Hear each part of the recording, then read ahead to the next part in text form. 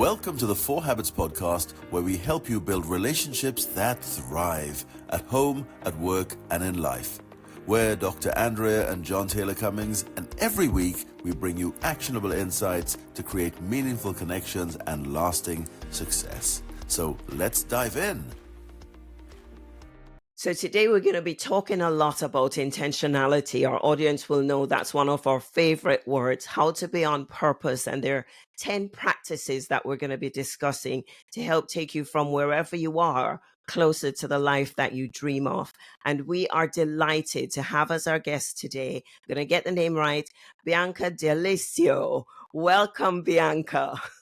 Thank you so much for having me on today. I'm so excited to be here. Oh, we're really looking forward to the conversation. But as our audience knows, before we jump in, we need to give you your proper introduction. And there's so much the audience needs to know about you. So, Jon, take us through the bio.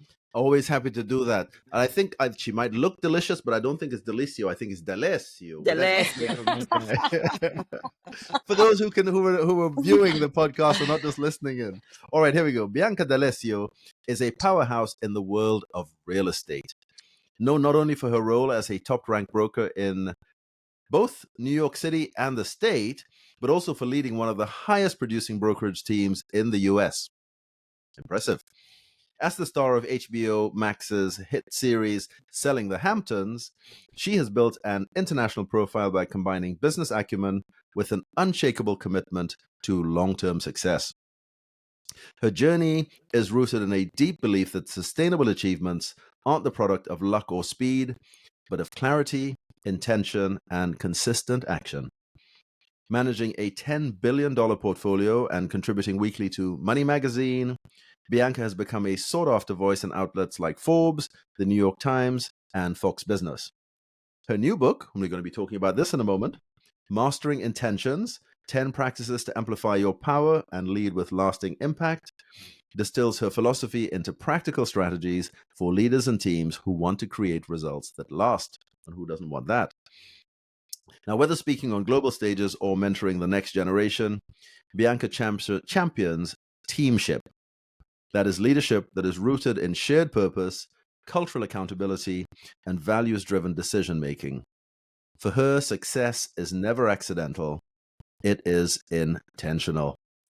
Now, Bianca, you are known for leading at the very top of the competitive real estate market in New York City and state, as you rightly say, and having starred in Selling the Hamptons. But your new book is about slowing down right now and focusing on intentional leadership. That's what it looks like. Why is that message so important right now? Oh, why is that so important? For so many reasons. I think to me, when you think about leadership, that so much comes down and boils down to self-awareness. You need to be aware of who you are in order for you to lead your teams effectively. Where I got to this, you wouldn't think that through my real estate career, it would have brought me to this path. But that's also what I found in sales too. I became a better salesperson when I started connecting better with people. And in order to better connect with people, I needed to learn myself. And as I was diving deeper into learning about who is Bianca, so much of that starts at the beginning of the story, like actually going back to your childhood. Who was your family? What values were you raised with? What traumatic instances did you have that shaped you? What celebratory moments did you have that became core memories? And all of those are these very pivotal transitional moments that shape who you are, with how you communicate with people, how you connect with people, how you lead. They could either help enhance you or they could hold you back. So how do you dive deeper into those moments to create more awareness and then to create that connection with your team? And that's where you have a lot more deep-rooted connections with your people. I just love that, every word you were saying, I was going, yes, yes, yes, because, it's so aligned with the work that we do. We talk about relational intelligence, and what we say is your level of relational intelligence, which is this whole idea of awareness, connection with yourself, connecting with other people. Your relational intelligence will either promote you or it will expose you. So how do you become intentional about building that awareness so that you can connect better with yourself and with others? Love it. I knew this was going to be an amazing show, and you hit the nail on the head straight away. But tell us a little bit more about your story of how you got to, because you talk a bit, maybe in the book, but definitely in the bio about your first year was $11,000 for the year, and Hmm. almost a rags to riches kind of story. What's the journey? If you can give us some of the highlights of the learnings that took you to where you are now. Do you want the professional journey or the life journey that led The to the true one, professional? which The true The fun one. the real Yeah. one. So I'll go quickly back. So when I was younger, I was born into a very close knit Italian family where family was first, and being strong and stoic was like ingrained in us from a very Mhm. young age. Everything was all right. Everything was good. When I was 8 years old, my parents got divorced, and this perfect family Wow. image of family first and unity was shattered. It became like a little bit of an identity crisis that pushed me to have some mental health challenges throughout Mm. my teen and adolescent years. Through that, I really found was looking for community. I was looking for purpose. I found it in work. I started working when I was 12 years old. Wow. And I just absolutely fell in love with the camaraderie in a work environment. It became a little bit of escapism, which is not what I recommend, but the Mhm. awareness of how do you build these groups that excite you, and then how do you bring that into your personal life, because the two need to work in tandem with each other. I had the opportunity to go to an incredible business school and travel the world, which exposed me to other cultures. And during that period, I had no idea what I wanted to do. After I graduated, I landed what was my dream job, working in the non for profit space. Mhm. And I did leadership development with women. I got to travel across the United States every few days to a different college campus, leading women on college campuses.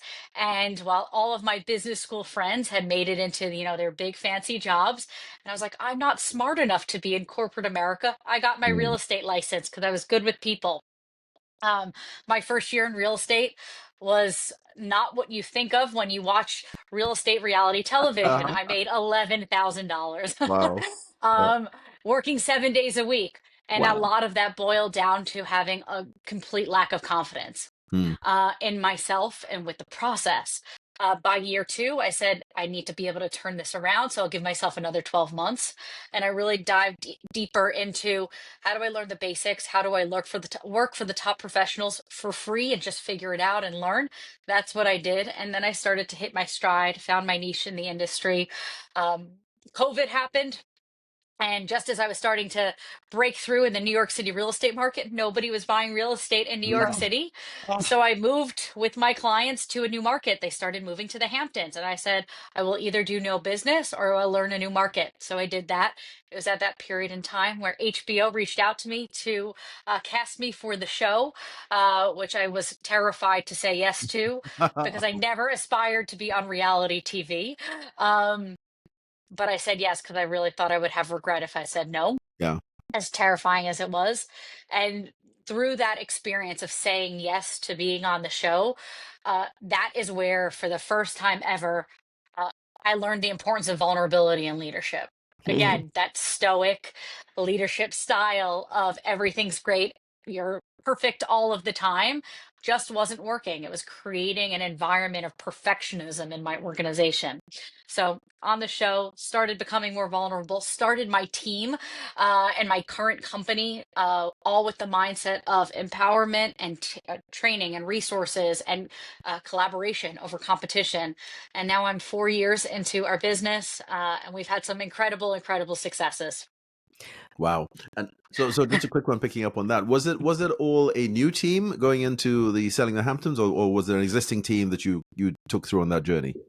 So no, it was selling the Hamptons, and then from that show is when I started my company. So it was Okay. after that. Okay. Yes. No, I wanted to see if there was any transition in relationships through that piece there. Oh, there was lots. There was a failed business partnership that went very sideways. There was a few other teams that I had left and companies I had left. And it was through all of those experiences of recognizing, one, your business partnership is just as important as the person you decide to marry. Like, the Mhm. person you make your partner of life or business is the single most important decision you will ever make. And I made a few wrong ones before I realized the right path.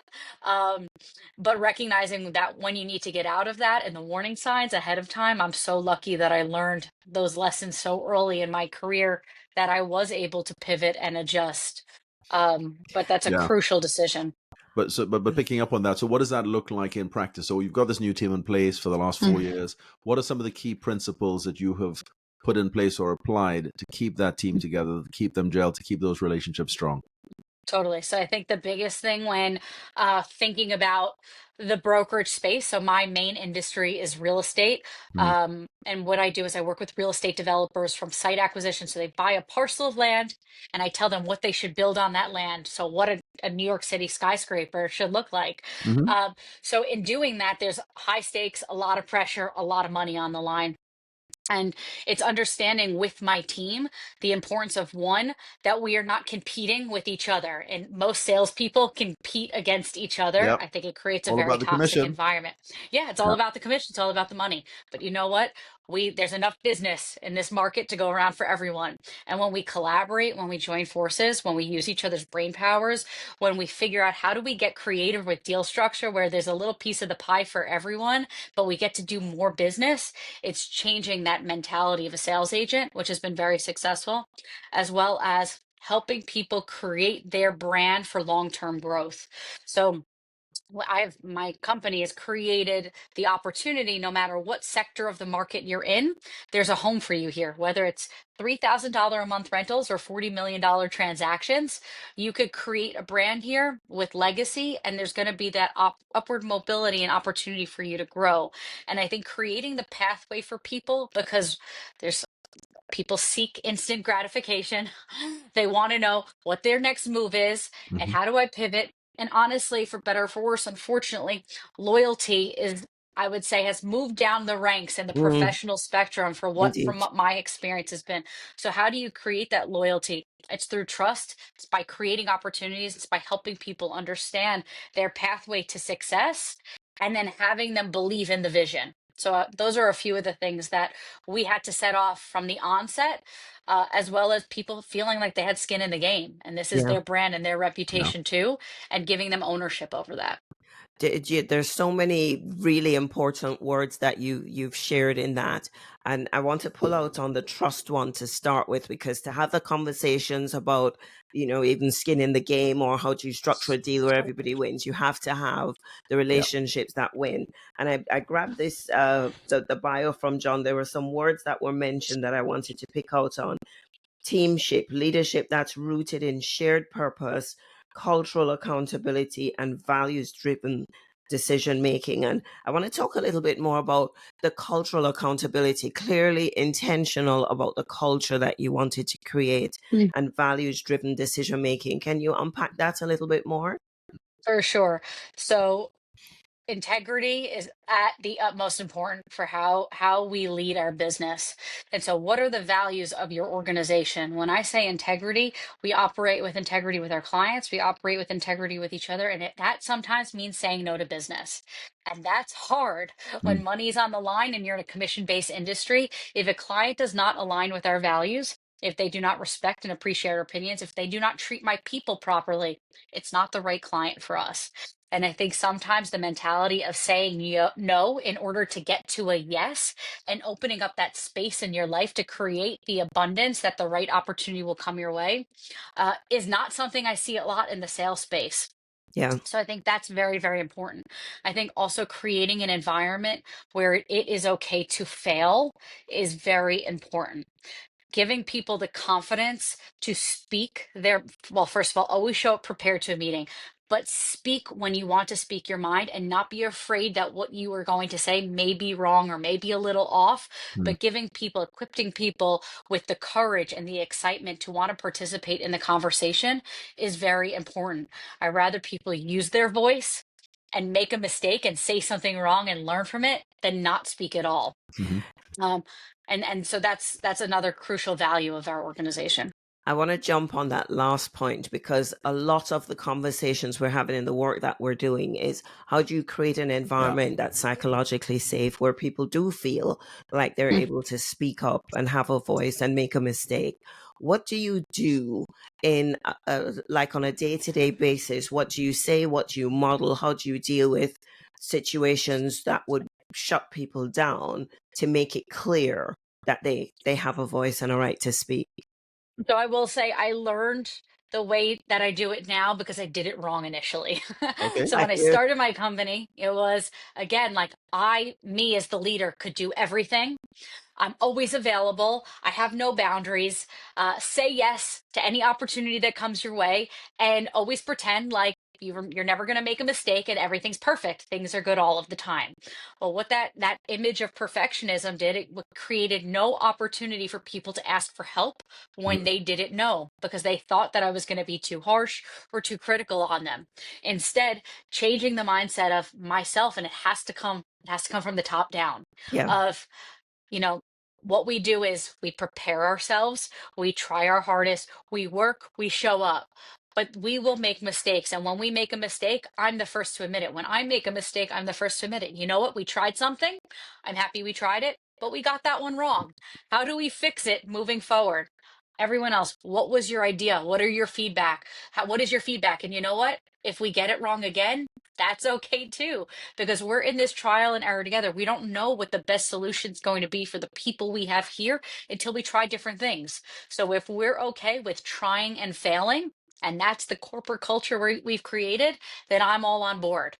But let's be creative, let's be innovative, let's test the limits and not just stick to the status quo. Because to me, who says that the status quo is the right way to do it? Mm. We might as well try something different. And Yeah. the world is changing so much. If you hold on to the status quo, you're going Yes, backwards. It's for like, sure. I just wanted to pick up and see if you had any live examples of that where, I mean, it's I guess it's slightly easier for a leader who's Hmm. of the right mindset as you clearly are mm, to recognize when you've done something wrong, to just put your hands up and say, sorry guys, I got that wrong. Yeah, blah, Yeah. blah, blah, this is what I did. Hmm. When somebody in the team gets it wrong, what have you any examples of that you can share in terms of how do you handle that? What's the language that you use? I Yep. asked the question because I'm sure there are people listening in here saying, what do I say when somebody's clearly screwed up something? Yeah. What do I say? How do I handle that? yeah. Yeah, totally. Gosh, we honestly we get them all the time. It's Okay, with people or good it's with practice. clients. So I would say with clients, sometimes we'll put together a strategy, right? This is the path forward for how we're going to bring this building to market. This is our demographic of our buyer pool. This is what our positioning is going to be. And then we come to market and we don't get the response. Okay, we're fortunate enough. We're again a core value is let's be agile to pivot and make a shift. But having them in, and this is first, is I take all my calls on speakerphone. So disclaimer for anyone, because I want my team to be able to hear them. Hey, guys, I know I recommended this strategy to you that we said that we were going to have all families buying here. However, the school district was rezoned and no families want to be in this neighborhood anymore. We need to make a pivot. My suggestion for how we pivot, because we built larger family friendly units, is to now capture the investor market, who is going to be room shares and roommates and rentals. So let's put together a rental pro forma in order to capture. We may need to change some amenity spaces. In order to do that, this is my proposition for how we do that to make sure we're changing our positioning to our demographic. And so it's taking that accountability with the client and then offering a solution with confidence for this is how we progress and how this is how we move forward. And I think having those real life conversations, then it's then going back to my team when now I've staffed my team on a project and I've outlined the strategy of what we're going to do, but my strategy is only as good as their feedback. So Yeah. saying, listen, this is what my strategy was for the building. This is why we built it this way. This is how we see the market. But I need to know something could have changed. We are in a market-based industry. Things change all of the time. So if you see something that's not working, I need you to come and tell me. We need to talk about it and we need to take ownership over it as well as offer a solution and a pivot and pushing that back onto them so we could workshop it together. They've heard the conversation, they've Mm. seen the way that I've delivered to the client. I've equipped them with the confidence to say, okay, now this is yours. Own this. I want to hear from you. You give me the suggestion, and then we could walk through and brainstorm and practice that conversation together. I love what you said about this is the strategy, but I need your feedback, because if only more leaders would say that. Their people are the ones on the ground dealing directly with customers to let Hmm. them know how to shift, what needs to change, how to innovate. Yep. Let's talk about relationships, because it takes trusting relationships to make that happen, to make people just have the side conversations that bring the insight and bring the innovation to the table. How does intentionality feature into that? How do you do relationships well? So I talk about this practice in my book because I think a big thing that I was getting, or that a lot of people get bogged down, is the expectation of others, how other Mhm. people should treat us. And this is part of the imposter syndrome that I started to experience when I first started my company, as well as the unexpected consequence, which I did not realize, which was the severe loneliness of what it looks like to be an entrepreneur and in the weeds of your startup, is Mhm. where did all my friends and where did my family go? And I was projecting onto other people how they should be with me. And again, I had to take this inward look on, okay, if I'm not happy with the relationship with a parent, a sibling, a friend, a coworker, I can't put it on them to make the change for me to be disappointed with them. If I value the relationship, I need to make the change. And what does that look like for me? So I come up with this framework, which is called a companion audit, and it's dissecting each one of the companions in your life, both personal and professional, to say, how can you know what that person is, you know how they respond to stress, you know what their triggers are, you know what upsets them, you know what they love, and maybe what their love language is. How do you shape and change yourself to, and if the relationship's important to you, how do you change your actions, your behaviors, your communication to better fit them, to not have the same level of disappointment or frustration, and reset that expectation. Don't expect it from others. Change yours if you Mhm. want to enhance the quality of that relationship. We are so aligned, because because the work that we do is all about, how do I develop the skills, the insight, the perspective, so I can show up better, have better conversations, Mhm. and get better results. And we're totally speaking the same language. That's what the Yep. four habits are about. And this is just gold, this Yeah. Yep. conversation. But you've been in a boat or in a situation where the rubber has met the road, so to speak. You've been on this journey of getting to uh, the success in your career with the brokerage that you have, Hmm. etc. That you don't that doesn't come easily. There's it takes No, sacrifice, it takes time, it takes commitment. The I guess the question is, and I hope you don't mind me getting personal, but what has the please. impact been? You spoke about friends and family on the journey. How has that impacted friends and family, and how have you been able to keep things together on that journey? So I think with any part of any store, like there has to be a rock bottom before you Yeah. start to climb up. So the same year I started my business, I ended a 7-year relationship. Mhm. Um, and that I, again, my response to trauma is to throw everything into work. It was that same year I started my business. Within 12 months, my Wow. team was the number one team in New York City and state, because I gave it everything I had. But at the same time, I pulled away. I have always said that I do this, I work so hard because my family is my priority. Mhm. However, I was not showing up that way. That wasn't really reality, because I wasn't making time for holidays or birthday parties or Sunday dinners. I wasn't putting my family first. And so, listen, you know as well as I do, life is a series of trade offs. Mhm. I did not have the foresight at that point in time in my life to recognize the full trade off that I was making at the point in time I was making it. Now I Mhm. can look back and say, yeah, I put my career first for a period of time, and it came at the expense of my family. And the moment that I realized that, I actually was on vacation with my brother and sister. It was 18 months into starting my business, and I'm very, very close with my siblings. Family is a priority for Yeah, me. you said, yeah. And my brother said to me, Bianca, I don't like the person you've become. And if Wow. you keep acting this way, I don't see how our relationship is going to have a path forward. And that was like my breakdown moment of like my brother, who I've done everything Wow. to try to protect and Mhm. provide for and I care about so much, doesn't like who I've become. What am I doing wrong? and Mm. what do I need to fix? And I needed to create some serious boundaries in my life for how do I reprioritize my time. Work could still be my priority and I could still show up, you Yeah. know? And so, I think you need to have those moments where it's like the light bulb goes off, and sometimes the light bulb keeps going off and we don't make an action. But Mhm, that was mhm. really like the turning point. It took another 6 months for me to figure out what the heck that actually meant and how do I do it. Mm.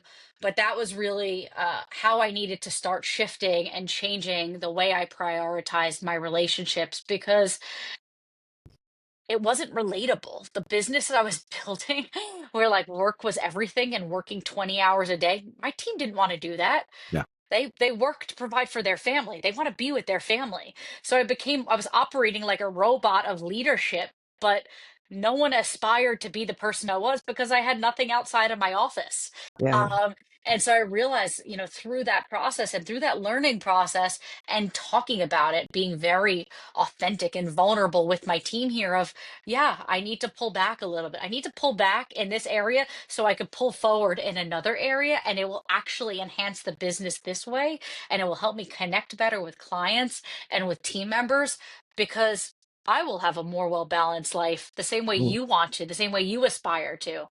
And so that was a big transition for me. Love it. I mean, and those are some really clear and relatable examples that you share, especially with the team. But I want to just push Hmm. you just a little bit further, just with your, Please. the personal relationship. You say your brother, for example.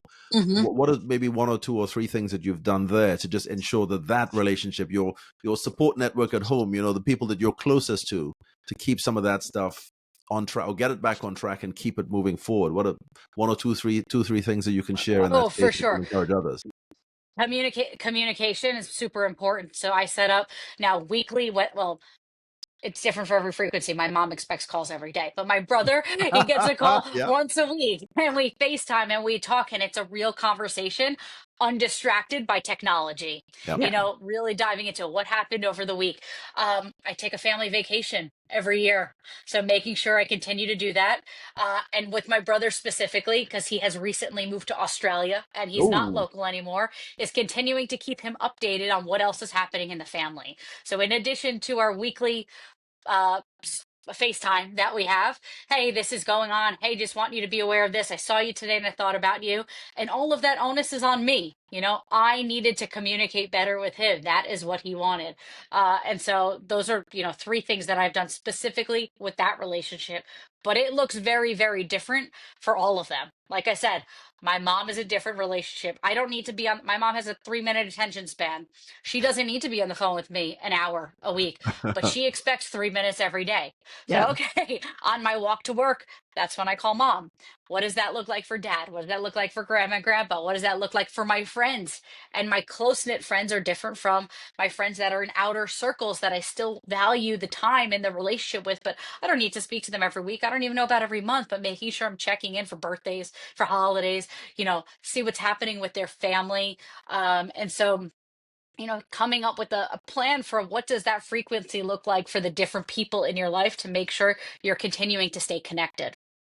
Uh, Couldn't agree more. Couldn't agree more. I mean, one of the key principles we talk about in the work that we do is people are people, and people are individuals.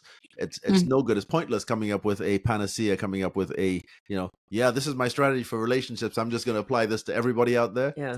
Maybe if you go high enough level and say, okay, I'm going to communicate better with people, that maybe that's as granular as it goes. But then people are people, as you say. Your mom is a different frequency to your brother or to your friends.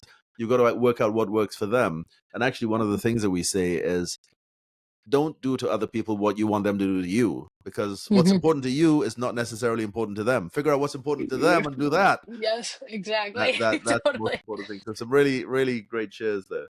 Also, And it's go on. sorry, it's the same thing in the professional space too, because I have different people on my team who want to know different information. Like my COO, he wants to know the big picture stuff. My assistant, she wants to know what I'm thinking and this move and that move because she wants to be involved in the strategy. Yeah. Versus an agent on my team, like they want to know when the good news happens. They don't want to hear about the bad stuff. They so like every person's a little bit different, and it's dissecting that in listen, it's a lot of work, right? Yep. Communication and management and caring and harvesting these relationships is a lot of work. But if you make it a priority, you have to do what works for the other person in order to connect. 100%. Another thing we like to say, it's about going slow so that you can go fast. So it's going slow with each of those relationships, building the trust, giving them the time and the frequency that they needed, so that when you need to go fast and you don't have time for niceties, you need to run. They're there running right alongside you. And I love the Yes. way you said, I can't remember the exact words, but it was basically doing FaceTime without the distraction of technology and without the pressure of moving on. You're just chilling together and having the conversation about what happened during the week. And what I'm finding is, as life speeds up with technology, with AI, with the always on culture that we're caught up in, we forget how to just connect heart to heart and talk about everything but nothing. But it's still an important part of building relationships. How do we make space? How do we continue to make space for that to happen? I think the awareness of the way technology creeps into your life and your relationships is crucial. Like Mm-hmm. there are so many friends that, I'll be on the phone with, and then they're having a conversation with someone else while they're talking to me, or we're out to dinner and they're scrolling on their phone. But I think it's being very, very mindful of how is the technology or the distraction actually integrated into your life.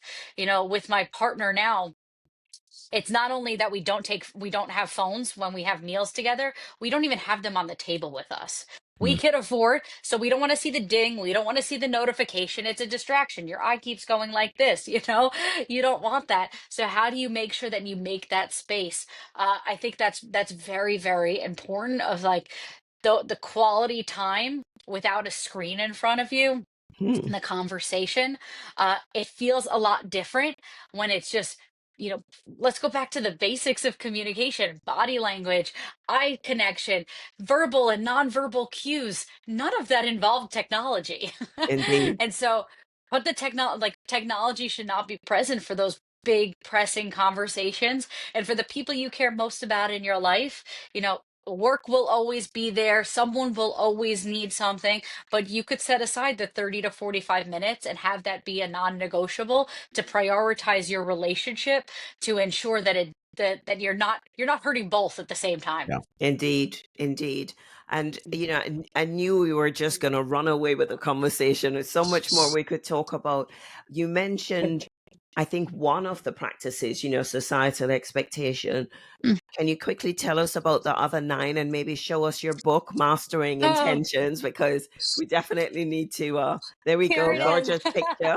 For anybody Thank who's you. watching as well, she's showing us the book, Thank Mastering Intention. Thank you so much. So I talk about building your confidence, developing your confidence, adopting a winner's mindset. How do you program your mind to think like a winner? How do you silence your brain bully? The brain bully who's creeping in the back of your mind, who's saying you're not good enough, you're not smart enough, you're not pretty enough, you can't do this. How do you silence that? Through positive self-talk. Creating your own personal mission statement to identify your purpose, and recognizing that we all don't have a purpose in front of us today. That is okay. You will identify it over time by diving deeper into your passions, and imploring and exploring this idea of self discovery and self awareness. Practicing gratitude, one of my favorite ones, the importance of gratitude in your life, and making sure every day you're finding time to be thankful, even in the moments of hardship. How do you be thankful? And so there's many, many more. Every single chapter and every single practice has real tangible workshops and frameworks. It's a very interactive book, because I wanted it to be applicable to anyone, no matter where they are in their leadership journey. So I hope you read it, and I hope everyone reads it. And I'd love to hear what you think. Yeah, well, it sounds jam-packed with advice that we need to. It starts with the word intentionality, and so you have our attention Got our so attention straight right there. away, Yeah. because we say, especially in the world we're living today, everything is moving so fast. The things that keep us resilient and anchored are the important relationships, but those need intentional nurturing, and you need to be intentional about the way you show up.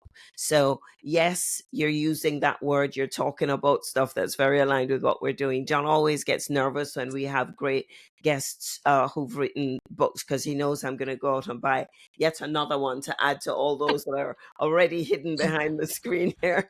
So I'm looking forward to diving in. I've passed anxious. I just know there's another book It's going coming. to That's all. happen. Yeah. But Bianca, I mean, there's so much that you have covered, and I'm sure you will continue to cover. What is the legacy that you hope to leave at the end of this journey? Great What's the question. impact that you're looking to make Yeah. there?